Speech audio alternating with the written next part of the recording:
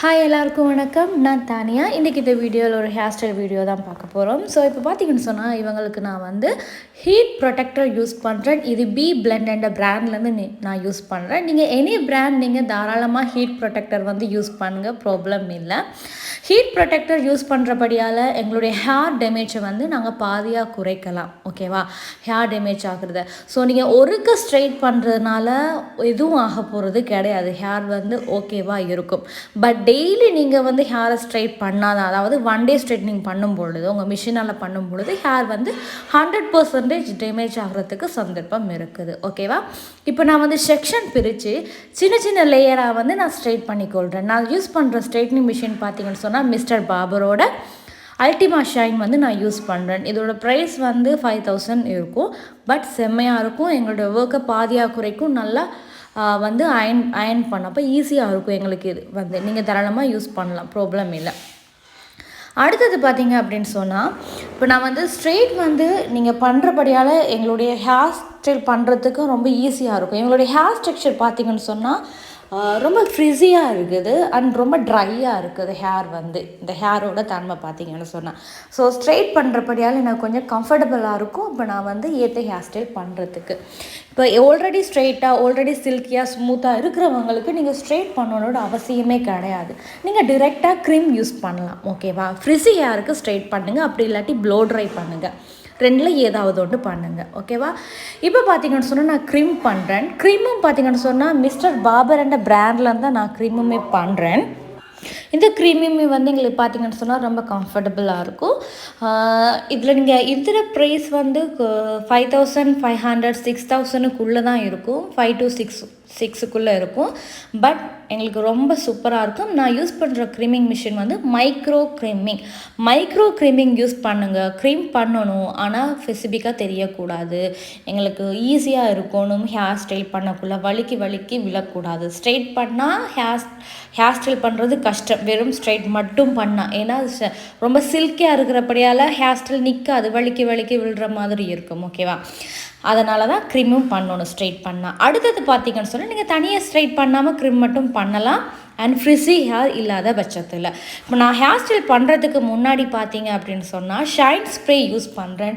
இந்த shine spray use பண்ணுறபடியால் எங்களுக்கு ரொம்ப கம்ஃபர்டபுளாக இருக்கும். ஒவ்வொரு செக்ஷனையும் வந்து பிரித்து எடுக்கிறது. ஹேர் வந்து அந்த சில ஹேர் பார்த்திங்கன்னா வந்து அந்த தனியாக போயிருக்கும், மேலே வந்து ஹேரோட அதாவது ஒட்டிட்டு நிற்காது. இப்போ நாங்கள் வந்து மற்ற ஸ்டோன் ஸ்ப்ரே அதுகள் யூஸ் பண்ணோம்னா ஹேரும் கையும் சேர்ந்து ஒட்டு பிடிக்கும், எங்களுக்கு ஹேர் ஸ்டைல் பண்ண முடியாமல் இருக்கும். அதனால தான் சொல்கிறேன், ஷைன் ஸ்ப்ரே யூஸ் பண்ணிவிட்டு நீங்கள் ஹேர் ஸ்டைலில் பண்ணிங்கன்னா உங்களுக்கு ரொம்ப கம்ஃபர்டபுள் இருக்கும். நீங்கள் ட்ரை பண்ணி பார்த்தீங்கன்னா உங்களுக்கு டிஃப்ரெண்ட் தெரியும் கண்டிப்பாக. அண்ட் ஹேர் ஸ்டைலும் எங்களுக்கு நீட்டாக இருக்கும். ஓகேவா? Okay, year to year part பிரிச்சுட்டு இந்த க்ரோன் ஏரியாவில் வந்து பார்த்தீங்கன்னு சொன்னால் நான் பெக்கம் பண்ண போகிறேன். ஃபேஸ் லேயரில் எப்பயுமே வந்து அதிகமான பெக்கம் கொடுக்காதீங்க. லைட்டாக பெக்கம் பண்ணுங்கள். அந்த உள் பக்கமாக மட்டும் வந்து பெக்கம் பண்ணுங்கள் முதலாவது லேயரில். ஓகேவா? அந்த பெக்கம் பண்ணக்குள்ள வந்து அதை கொஞ்சம் மொத்தமாக ஆடுங்க. ஃபெஸ் லேயரை மொத்தமாக ஆடுங்க. ஏன்னா ஃபெஸ் லேயரில் நீங்கள் பெக்கம் பண்ணக்குள்ளே இப்போ நாங்கள் அதுதானே கவர் பண்ண போகிறோம். மற்ற பெக்கம் எல்லாத்தையுமே முதல் லேயர் தானே கவர் பண்ண போகுது. அப்போ வெளியால் தெரிய பார்க்கும். உள்ளுக்கு அந்த நாங்கள் பெக்கம் பண்ணக்குள்ளே என்ன செய்யும், எங்களோட ஹேரை நாங்களே சிக்காக்குறோம். உண்மையை சொல்ல போனால் அதுதான் பெக்கமே. அப்போ வெளியால் தெரிஞ்சால் எங்களை ஹேர் ஸ்டைல் நீட்டாக இருக்குது. அதனால் உள் பக்கமாக வந்து தெரிகிற மாதிரி பெக்கம் பண்ணுறது ரொம்ப நல்லது. ஓகேவா? இப்போ பார்த்தீங்கன்னா நான் பெக்கம் பண்ணது வெளியால் தெரியலை.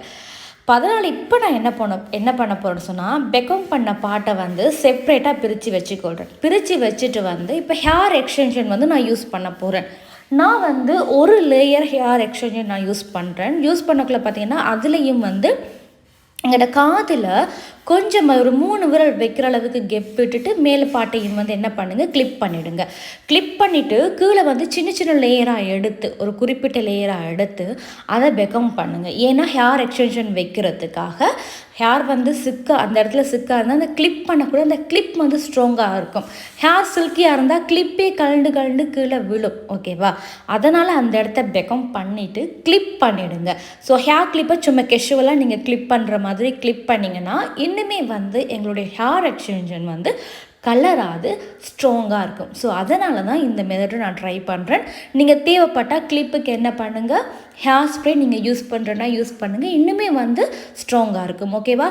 இப்போ நான் வந்து அந்த கிளிப்பை போட்டு அந்த ஹேர் எக்ஸ்டென்ஷனை வந்து நான் ஃபிக்ஸ் பண்ணிடுறேன். ஓகேவா? ஹேர் எக்ஸ்டென்ஷன் நாங்கள் வைக்கும் பொழுது கவனம் என்னென்னு சொன்னால், எப்பயுமே வந்து வெளியால் வந்து தெரியக்கூடாது. நாங்கள் ஒரு ஆர்டிஃபிஷியல் ஹேர் வச்சுருக்கிறோம் என்றது வெளியால் தெரியக்கூடாது, அன்ஈவனாக தெரியக்கூடாது. நம்ம ஹேரோடு சேர்ந்தபடி இருக்கணும். ஒரு ஹேர் ஸ்டைலை பார்த்து ஃபினிஷ் பண்ணதுக்கப்புறம் பார்க்கக்குள்ள வந்து எப்படி இருக்கணும், நல்லா இருக்குது, நீட்டாக இருக்குது, ஹேர் எக்ஸ்டென்ஷன் இவங்க யூஸ் பண்ணியிருக்காங்களா என்ற மாதிரி இருக்கணும். ஸோ அந்த மாதிரி தான் நாங்கள் ஹேர் எக்ஸ்டென்ஷன் எப்பயுமே வைக்கணும். ஓகேவா? இப்போ அந்த ஹேர் எக்ஸ்டென்ஷன் கிளிப் பண்ணாலுமே நீங்கள் திருப்பி இருக்க கிளிப்பால் வந்து அதில் கிளிப் வரும். அந்த கிளிப்பை போட்டு நாங்கள் பண்ணாலுமே நீங்கள் ஹேர் கிளிப்பால் திருப்பி இருக்க கிளிப் பண்ணிவிடுங்க. அப்போ தான் இன்னும் கொஞ்சம் அது ஸ்ட்ராங்காக இருக்கும். ஸோ அதனால தான் இப்போ பார்த்தீங்கன்னா நான் கெஷுவலாக எல்லா பெக்கம் பண்ண ஹேர் எல்லாத்தையும் எடுத்து போட்டுடுறேன். போட்டதுக்கப்புறம் பார்த்தீங்கன்னா ஹேர் எக்ஸ்டென்ஷன் வச்சது வெளியால் தெரியலை.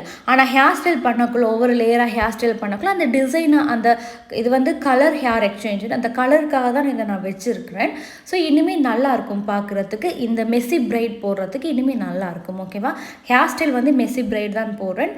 ஸோ அந்த ஹேர் ஸ்டைலுக்கு நான் இதை பண்ணுறேன். ஸோ இந்த க்ரோன் ஏரியாவில் இந்த குறிப்பிட்ட பாட்டை வந்து நான் அப்படியே சேர்த்து பிடிச்சி நான் வந்து கிளிப் பண்ணிடுறேன். சரியா? கிளிப் பண்ணிவிட்டு கிளிப் பண்ணதுக்கப்புறம் என்ன பண்ணுறேன்னு சொன்னால் அடுத்த லேயரை வந்து அதோட சேர்த்து நான் கிளிப் பண்ணிடுறேன். க்ரோன் ஏரியா நிறைய பேருக்கு வந்து கிளிப் பண்ணுற மெத்தட் அண்ட் சேர்த்து பிடிக்கிறது மெத்தட் வந்து கஷ்டமாக இருக்கும். நீங்கள் எல்லா முடியையும் சேர்த்து பிடிச்சி கிளிப் பண்ணாதீங்க, கஷ்டமாக இருக்கும். கிளிப்புக்குள்ளே ஹேர் நிற்காது, வழுகி விழும். அதனால தான் அந்த குறிப்பிட்ட ஒரு மேல் லேயரை மட்டும் நீங்கள் கூப்பி பிடிச்சிட்டு சேர்த்து பிடிச்சிட்டு நீங்கள் கிளிப் பண்ணுங்கள். அதுக்கப்புறமா வந்து இந்த சைடில் இருக்கிற பாட்டை எடுத்து நீங்கள் கிளிப் பண்ணுங்கள். எப்பயுமே வந்து நான் பார்த்திங்கன்னா அடிக்கடி வந்து ஷைன் ஸ்ப்ரே யூஸ் பண்ணி சீப்பால் இழுத்துட்டு கிளிப் பண்ணிங்கன்னா அந்த முடி எதுவும் பறக்காது. இப்போ எங்களுக்கு ஸ்ட்ராங் ஸ்ப்ரே அடிக்கும் பொழுது எங்களுக்கு இன்னுமே கம்ஃபர்டபுளாக இருக்கும். அதனால தான் இந்த மெத்தடை ட்ரை பண்ணுறேன். இப்போ லாஸ்ட்டாக வந்து ஸ்ட்ராங் ஸ்ப்ரே இது வந்து டாப் டென்ட் பிராண்டில் ப்ளூ கலர் பாட்டில் யூஸ் பண்ணுறேன். நீங்கள் பிங்கோ பிளாக்கோ தாராளமாக யூஸ் பண்ணலாம். தட் ஒரு ஸ்ட்ராங் ஸ்ப்ரே கண்டிப்பாக யூஸ் பண்ணுங்கள். ஸ்ட்ராங் ஸ்ப்ரே யூஸ் பண்ணிவிட்டு சீப்பால் இழுக்கக்கூடாது. அந்த சீப்பிட அந்த பல்லு பக்கம் இழுக்காமல் சீப்பிட மற்ற பக்கம் இழுங்க. இல்லாட்டி உங்களோட விரலால் அந்த ஸ்ப்ரேயை நீட்டாக அமர்த்தி விடுங்க. ஸோ அந்த மாதிரி பண்ணிங்கன்னா இனிமேல் நீட்டாக இருக்கும். இப்போ வந்து இயர் டூ பார்ட்டில் வந்து நான் டிசைன் பண்ண போகிறேன்.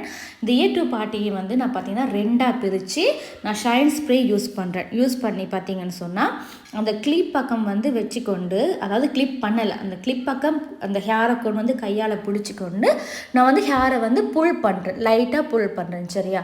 இந்த மாதிரி புல் பண்ணும் பொழுது எங்களுக்கு அந்த ஹேர் லைன் கிடைக்கும். ஸோ நீங்கள் இதை வந்து ட்ரை பண்ணி பாருங்கள். ஷைன் ஸ்ப்ரே யூஸ் பண்ணிவிட்டு ஹேர் புல்லிங் டெக்னிக்கை பண்ணுங்கள். அப்போ தான் ரொம்ப நீட்டாக இருக்கும். உங்களுடைய ஹேர் புல்லிங் வந்து ரொம்ப நீட்டாக இருக்கும்.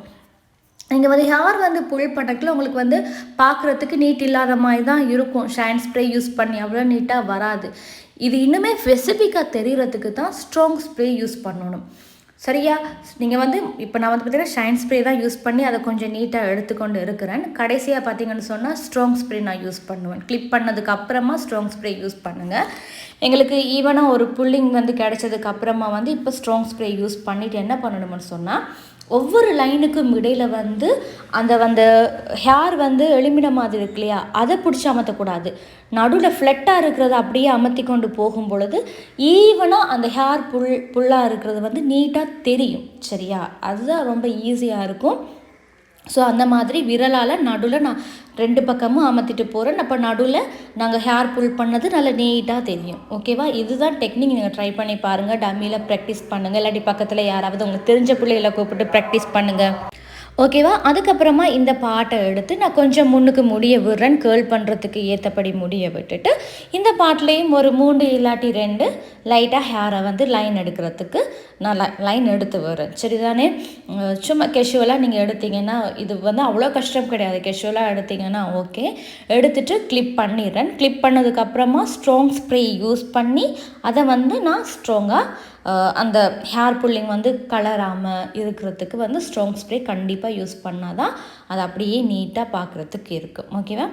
ஓகே. அதே மாதிரி இங்கால பக்கமும் வந்து ஷைன் ஸ்ப்ரே யூஸ் பண்ணிவிட்டு தேவையான கொஞ்சம் முடியை வந்து நான் ஃப்ரண்ட்டுக்கு விட்டுடுறேன். ஏன்னா கேர்ள் பண்ணுறதுக்கு கொஞ்சம் நல்லாயிருக்கும். விட்டதுக்கப்புறமா அந்த முடியை அப்படியே எடுத்துகிட்டு ஒரு பக்கமாக வந்து நான் கையால் பிடிச்சிக்கொள்கிறேன். நீங்கள் கிளிப் பண்ணிவிட்டு பண்ணுறனாலும் ஓகே, கையால் பிடிச்சிட்டு பண்ணக்குள்ள ஈஸியாக இருக்கும். இப்போ நான் லைட்டாக வந்து கையால் பிடிச்சிட்டு இங்கே பக்கம் ஹேரை வந்து நான் இழுத்து கொள்கிறேன் ஈவனாக. இப்போ நாங்கள் மிடில் பார்ட்டில் இழுத்தாலுமே ஹேர் வந்து அந்த வேர்லேருந்து ஸ்டார்ட் ஆகிற இடத்துலையுமே அந்த லைன் தெரியணுமெண்டா அப்போ அங்கேயும் இழுக்கணும். கை வச்சுருக்கிற இடம் கிளிப் பண்ணுற இடத்துலையும் தெரியணுமெண்டா அங்கேயும் இழுக்கணும். ஃபர்ஸ்ட் மிடில் இழுக்கணும், பிறகு ஃப்ரண்ட்டில், அதுக்கப்புறம் கிளிப் பண்ணுற இடத்துல லைட்டாக ஈவனாக இழுத்துட்டு ஓகே ஹேர் புல்லிங்கெல்லாம் ஓகே ஆனதுக்கப்புறம் கிளிப் பண்ணிவிட்டு என்ன பண்ணுறேன் அதாவது ஸ்ட்ராங் ஸ்ப்ரே. இப்போ நான் யூஸ் பண்ணுறது ஸ்ட்ராங் ஸ்ப்ரே. இப்போ பார்த்தீங்கன்னா உங்களுக்கு தெரியும். இப்போ நான் லைட்டாக வந்து அதை ஸ்பெசிஃபிக்காக நீட்டாக இழுத்துக்கொள்கிறேன். அப்போ அந்த லைன் வந்து எங்களுக்கு இன்னுமே நீட்டாக தெரியும். அப்போ எங்களுக்கு ரொம்ப ஈஸியாக இருக்கும். ஓகேவா? ஸோ இந்த மாதிரி ஹேர் புல்லிங் டெக்னிக்கை வந்து நீங்கள் பண்ணுங்கள். அப்போ ரொம்ப கம்ஃபர்டபுளாக இருக்கும். ஸோ அதுக்கப்புறம் பார்த்தீங்கன்னு சொன்னால் இப்போ நான் பின் பக்கம் வந்து நான் ஆல்ரெடி ஃப்ரண்ட் பார்ட்டை முடிச்சாச்சு. பின் பக்கம் நான் 2 லேயரிங் காட்ட முடியலை. ஸோ எப்படி பண்ணணும்னு சொன்னால் 2 பக்கமும் ஈக்குவலாக வந்து ஹேர் எடுங்க. 2 பக்கமும் ஈக்குவலாக ஹேர் எடுக்கும்போது ஹேர் எக்ஸ்சேஞ்சரும் வர்றபடி அந்த ஹேரை வந்து பிரிச்செடுங்க. அப்போ தான் அந்த லேயர் அந்த கலர் வந்து தெரியக்குள்ளே அழகாக இருக்கும். இப்போ வந்து என்ன பண்ணுங்கள், ஷைன் ஸ்ப்ரே யூஸ் பண்ணுங்கள். ஷைன் ஸ்ப்ரே நீங்கள் யூஸ் பண்ணிங்கன்னா ஒன்று ஷைனாக இருக்கும், அதே நேரத்தில் எங்களுக்கு வந்து கம்ஃபர்டபுளாக இருக்கும், ஹேர் வந்து சிக்குப்படாது, ஈஸியாக இருக்கும். அதனால் சீப்பால் இழுத்ததுக்கப்புறமா பிளாக் கலர் ரப்பர் பேண்ட் இருக்கும். அந்த ரப்பர் பேண்டை எடுத்து வடிவாக நடு சென்டரில் வச்சு ரப்பர் பேண்ட் போடுங்க. ரப்பர் பேண்ட் போடக்குள்ளே 2 நோட் மட்டும்தான், 2 சுத் மட்டும்தான் நீங்கள் போடணும். ரொம்ப 3 ரொம்ப லூஸாக இருக்கும், 3 போட்டிங்கன்னா ரொம்ப டைட்டாக இருக்கும், 2 தாராளமாக போதும். ஓகேவா? ரப்பர் பேண்டை போட்டுட்டு நீங்கள் என்ன பண்ணுங்கள் வந்து ஸோ அந்த ஹேரை வந்து மற்ற அந்த ஹேருக்குள்ளால் அந்த ரப்பர் பேண்ட் அந்த உள்ளுக்குள்ளால் விட்டுட்டு அதை லைட்டாக டைட் பண்ணிங்கன்னா டைட் ஆகும். டைட் ஆனதுக்கப்புறமா சைட்டில் லைட்டாக நீங்கள் ஹேரை சின்ன லேயராக பிரித்து, அதாவது ஒவ்வொரு சின்ன லேயராக பிடிச்சி இழுத்துக்கொள்ளுங்க. இது வந்து ஜூமில் நான் காட்டுறேன். இப்படி ரப்பர் பேண்டை போட்டுடுங்க. போட்டுட்டு என்ன பண்ணுங்கள், அதுக்குள்ளே வந்து ஹேரை விட்டு வெளியால் நீட்டாக இழுத்துக்கொள்ளுங்க. சரிதானே? சில முடிகள் வந்து ஒன்றோடு சிக்காகாமல் இழுத்துக்கொண்டு இந்த மாதிரி டைட் பண்ணிங்கன்னா தான் ஈஸியாக இருக்கும். டைட் பண்ணிவிட்டு சின்ன பார்ட் லேயராக எடுத்து நீங்கள் வந்து ஹேரை வெளியால் நீளமாக அதாவது புல் பண்ணி இழுத்துக்கொள்ளுங்க. உங்களோட தேவைக்கேற்ற அகலத்துக்கு படி. அகலம் எப்படி எடுக்கணுமென்னா மேலேருந்து கீழே வரக்குள்ள பெருசுலேருந்து ஒடுங்கி, அதாவது பெருசாக இருந்து ஒடுக்கமாக வர மாதிரி இருக்கணும். ஸோ இந்த டெக்னிக்கை தான் நீங்கள் பண்ணணும். அது ஜூம் மோஷனில் உங்களுக்கு காட்டினேன். சரியா? ஜூமில் உங்களுக்கு காட்டினேன். ஸோ இந்த மாதிரி இருக்கணும். ஸோ அப்போ க்ளோஸ்அப்பில் நீங்கள் பார்த்தது உங்களுக்கு தெரிஞ்சிருக்கும்னு நினைக்கிறேன். அதே தான் திருப்பி வரப்போகுது. சின்ன லேயராக ஆடுது, திருப்பி வரப்போகுது. என்ன டிஃப்ரெண்ட் ஆக போகுது? அந்த ஷேப் மட்டும் மாறப்போகுது. என்ன ஷேப்? மேலே பெருசாக இருக்கும், கீழே சின்னதாக இருக்கும். அந்த ஷேப் வந்து அப்படியே பெருசாகி அப்படியே குறைஞ்சிக்கிட்டு வர மாதிரி இருக்கணும். அப்போ தான் நீட்டாக இருக்கும். இப்போ நாங்கள் கடைசியாக வந்து இப்போ ஒவ்வொரு நாங்கள் இந்த மாதிரி ரப்பர் பேண்ட் போட்டு அந்த ஹேரை வந்து நாங்கள் இழுத்து ஹேர் டெக்னிக் எல்லாம் பண்ணதுக்கப்புறமா லாஸ்ட்டாக இருக்கும் இல்லையா, இந்த லாஸ்ட்டாக வந்து நாங்கள் பூல் பேண்ட் போடுறத விட, அதாவது ஹேர் கிளிப்போ பூலோ இல்லை நீங்கள் அதில் ஃப்ளவர்ஸ் வைக்கலாம், நல்லாயிருக்கும். அதுக்கு நீங்கள் என்ன பண்ணலான்னா இன்னொரு டெக்னிக் வந்து ஹேராலே நீங்கள் வந்து சுற்றலாம். அது எப்படி செய்கிறோம்ன்றதை நான் உங்களுக்கு காட்டுறேன். ஸோ இந்த இது ஃபுல்லாக முடியட்டும், அதுக்கப்புறம் பாருங்கள். ஸோ இந்த மாதிரி ஹேர் ஸ்டைல் ப்ராடக்டில் வந்து பிரைட்டை நாங்கள் கண்டிப்பாக சொல்லணும். இது மேக்கப் ஆர்டிஸ்ட்டோட ஒரு கடமை. கழட்டுறதுக்கு சில பேர் கஷ்டப்படுவாங்க. பூவில் அதாவது இந்த ரப்பர் பேண்டை இழுத்து கழட்டுவாங்க. இப்போ நாங்கள் என்ன பண்ணலாம், அவங்கள்ட்ட ரப்பர் பேண்ட் திருப்பி தேவைப்படாது. ஸோ அதனால ரப்பர் பேண்டை மட்டும் என்ன பண்ணணும், லைட்டாக அவங்கள கட் பண்ண சொல்லுங்கள். கத்திரிக்கோளால் ஒரு ஹெல்ப்புக்கு கண்டிப்பாக ஒரு ஆள் இருப்பாங்க, அவங்கள்ட்ட சொல்லி அந்த ரப்பர் பேண்டை மட்டும் கட் பண்ணுங்கள். முடி கட் ஆகாமல் ரப்பர் பேண்டை மட்டும் அவங்க கட் பண்ணிட்டாங்கன்னு சொன்னால் இந்த ஹேரை வந்து கழட்டுறதுக்கு ரொம்ப ஈஸியாக இருக்கும். ஸோ இதை நீங்கள் மென்ஷன் பண்ணி உங்களுடைய பிரைடுக்கு நீங்கள் இந்த ஹேர் ஸ்டைல் போடக்குள்ளே அவங்கள்ட்ட சொல்லிவிடுங்க. அப்போ அவங்களுக்கும் ஈஸியாக இருக்கும். இல்லாட்டி அவங்களுக்கு எப்படி கழட்டுறன்னு சில பேருக்கு தெரியாது. அப்போ அவங்க ரொம்ப கஷ்டப்படுவாங்க. அதனால தான் டைமும் இருக்காது. ஏற்கனவே அவங்க கல்யாண டென்ஷன், அலைச்சல் ரொம்ப இதாக இருப்பாங்க. அப்படி இருக்கும் பொழுது வந்து அவங்களுக்கு இந்த ஹேர் ஸ்டைலை கழட்டுறதுக்கே பெரிய கஷ்டமாக இருக்கும். அந்த டைமில் எங்களை போட்டு தான் ஏசுவாங்க. ஸோ அதனால் மென்ஷன் பண்ணி அவங்கள்ட்ட நீங்கள் சொல்லிட்டீங்கன்னா அவங்களுமே ஓகே இப்படி தான் கழட்டணும் மட்டும் தெரிஞ்சிடும். அப்போ கழட்டக்குள்ள ரொம்ப கஷ்டப்பட மாட்டாங்க. ஓகேவா? ஓகே, இப்போ என்ன பண்ணுங்கன்னு சொன்னால் எல்லா முடியையும் சேர்த்து பிடிச்சிட்டு திருப்பி அந்த பிளாக் கலர் ரப்பர் பேண்டை போட்டுடுங்க. போட்டுட்டிங்கன்னா எல்லா முடியும் சேர்ந்து பிடிச்ச மாதிரி இருக்கும். கீழே கொஞ்சம் முடியை விடுங்க. அந்த கீழே விடுற முடியை வந்து நீங்கள் கேர்லிங் மிஷினால் வந்து நீங்கள் வந்து கேர்ள் பண்ணிக்கொள்ளுங்க. அது இன்னுமே அழகாக இருக்கும். இப்போ என்ன பண்ணுறேன்னு சொன்னால் அந்த ரப்பர் பேண்டுக்கு கீழே கொஞ்சம் பார்ட் முடிய எடுத்து இப்போ வந்து ஸ்ட்ராங் ஸ்ப்ரே நான் யூஸ் பண்ணி ஷைன் ஸ்ப்ரே யூஸ் பண்ணி அந்த ஹேரை இழுத்துட்டு அந்த ரப்பர் பேண்டை அப்படியே சுற்றி கவர் பண்ணுற ரப்பர் பேண்ட் தெரியாதபடி. அப்போ இது பார்க்குறதுக்கு இனிமேல் நீட்டாக இருக்கும். சுற்றினதுக்கப்புறமா முடியோட பின்பக்கமாக என்ன பண்ணுறேன்னு சொன்னால் அந்த முடியை வச்சு ஹேர் கிளிப் இருக்கு இல்லையா, ஹேர் கிளிப்பால் வந்து நான் கிளிப் பண்ணி விட்றேன். ஹேர் கிளிப் பண்ணக்குள்ள வந்து அந்த ஃப்ரண்ட் பார்ட் வந்து அப்படியே ஹேருக்குள்ளே போகிற மாதிரி கிளிப் பண்ணிவிடுங்க, வெளியால் தெரியாது. பிறகு ஸ்ட்ராங் ஸ்ப்ரே யூஸ் பண்ணிவிட்டு விரலால் ஈவனாக இழுத்துக்கொள்ளுங்க. அப்போ முடி நல்லா ஒட்டி பிடிச்சிக்கொள்ளும். ஃபங்க்ஷன் முடிகிற வரைக்கும் இருக்கும், கலராது. ஈவனாக திருப்பியும் இருக்குது. நாங்கள் ஸ்ட்ராங் ஸ்ப்ரே யூஸ் பண்ணலை தானே, அதனால் திருப்பியும் இருக்க ஹேர் ஃபுல்லாக ஸ்ட்ராங் ஸ்ப்ரே யூஸ் பண்ணிவிடுங்க. இப்போ முன்னுக்கு பார்த்தீங்கன்னு சொன்னால் இதில் இந்த விட்ட முடியை வந்து நான் கேர்ள் பண்ணிக்கொள்கிறேன். கேர்ள் பண்ணிவிட்டு அந்த உங்களுடைய ஃபேஸுக்கு ஏற்றபடி அந்த ஹேரை வந்து கட் பண்ணி விடுங்க. ரொம்ப நீளமாக விட வேண்டாம். கழுத்தை தாண்டி போகக்கூடாது, இல்லாட்டி சின்ன தாண்டி போகக்கூடாது. அந்த சின்னோடு இருந்தால் அந்த கேர்ள் ஹேரோ ஸ்ட்ரெயிட் ஹேரோ அது அழகாக இருக்கும். ஓகேவா? அந்த மாதிரி இங்கே பக்கம் நான் கேர்ளை 2ஆக பிரிச்சுக்கொள்கிறேன். கேர்ள் பண்ணிவிட்டு கண்டிப்பாக நீங்கள் பண்ண வேண்டிய விஷயம் என்ன அப்படின்னு சொன்னால் ஸ்ட்ராங் ஸ்ப்ரே யூஸ் பண்ணால் தான் அந்த முன்னுக்கு இருக்கிற கேர்ள் ஸ்ட்ராங்காக ஃபங்க்ஷன் முடிகிற வரைக்கும் இருக்கும். இல்லாட்டி அது வந்து அந்த கேர்லே போயிடும். அதனால தான்.